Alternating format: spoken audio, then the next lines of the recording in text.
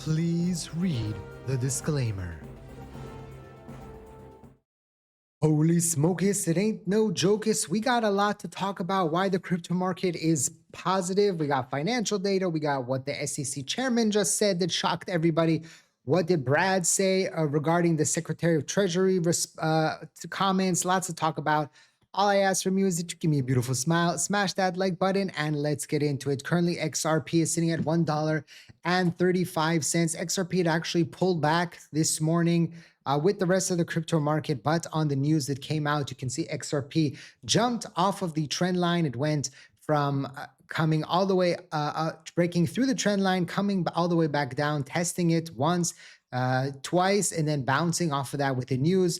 Bitcoin is at 72,000 again, coming back all the way from where it was previously. So it popped up to these levels 1, 2, and now this is the third time. XRP was higher, so Bitcoin is a little bit higher. Ethereum is similar to XRP. Sol is up 2%, but also lower than it was at that high. We'll get to why the crypto market is pumping right now. It's not pumping, it's up, right? In just a second, but I want to start out with the financial data that came out. PCE was 2.8, estimated was 2.8. Core PC was on par as well. And US GDP was at 0.5 with the estimated 0.7. So that kind of gave a little bit of a sell-off when that financial data came out. You can see this was around 3:30, somewhere around here. And then when the stock market opened up, there was a little bit of a sell-off. But then we got a headline. So we got a headline here around 5:36, and then we saw the market start coming up. So the main headline is that there was fear that the peace deal or the ceasefire was going to collapse because of the situation in Lebanon, right, between Hezbollah and the Israel. And Trump privately asked Netanyahu, this came out, to scale back Israeli strikes on Lebanon to protect the Iran peace talks. And also Netanyahu announced that Israel has begun direct negotiations with Lebanon, aiming to disarm Hezbollah and establish peaceful relations. Again, remember, Hezbollah is not the Lebanese army. It is a rogue kind of terrorist organization that is operating in basically southern Lebanon and been supported by Iran. And so that's the current situation there. And we could see this play out over the next coming days. That's why the market reacted positively, because the thing that maybe would have been a wrench in the ceasefire is now basically off the table. Okay, and so not off the table, but getting closer and closer to being off the table. And that's why we're seeing XRP and Bitcoin and the rest get a little bit of a run up here. It will be very interesting to see again over the next coming hours what will happen, because we're probably going to see a situation where if one news comes out, there's liquidations on the short. You can see over the last hour, 4.36 for Bitcoin and 3 million on Ethereum, and also 1.76 million on the long for oil, because oil would be dropping. So you can see after oil went all the way up over 100 again, with fears of this morning when Trump said that he was leaving most of the army or the Navy there near Iran. Now we're seeing it sell off and we're back down to 96. And if you look at the VIX, we're also under 20 for the stock market. Remember, anything under 20 is considered pretty bullish. So the fact is that we're back under 20.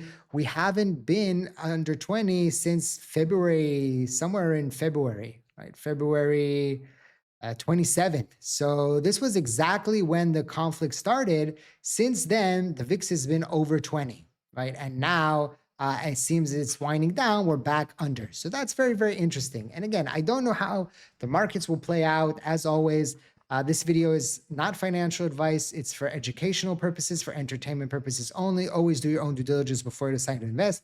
Also, remember that I will never contact you on social media asking you to sign up to anything or to send me any money. Those are scammers. Those are imposters. Please be very careful out there. So we got a little more headlines that could be one way or the other. Iran has rejected the U.S. and Israeli demands to end its uranium enrichment program. Iran calls it non-negotiable sovereign right. Trump said there will be no enrichment on uranium as a condition for any deal. Iran's 10-point framework especially includes the right to enrich and core demand. This is the single biggest obstacle standing between a temporary ceasefire and a permanent peace agreement. So again, out of those 10 points, I told you only maybe 2 or 3 are feasible. The others probably are not going to happen. So that's one thing that has me concerned. But again, things can flip, things can change. And the US and Iran will hold in-person peace talks on Saturday in Pakistan. Per Fox News, the US delegates include J.D. Vance, Jared Kushner, and Steve Witkoff. And the Iranian delegation includes the foreign minister and the parliament speaker. So we'll see how that plays out. Again, this will happen on Saturday, and then we'll know a little bit more going into next week trading. Okay. SEC Chair Paul Atkins calls for Congress to pass crypto market structure legislation.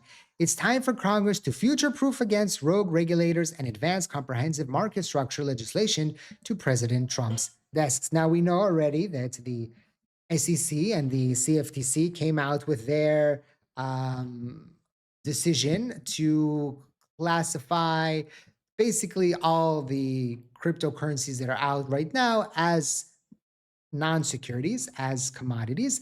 And the only thing that is considered a security is anything that is already a security that is tokenized, right?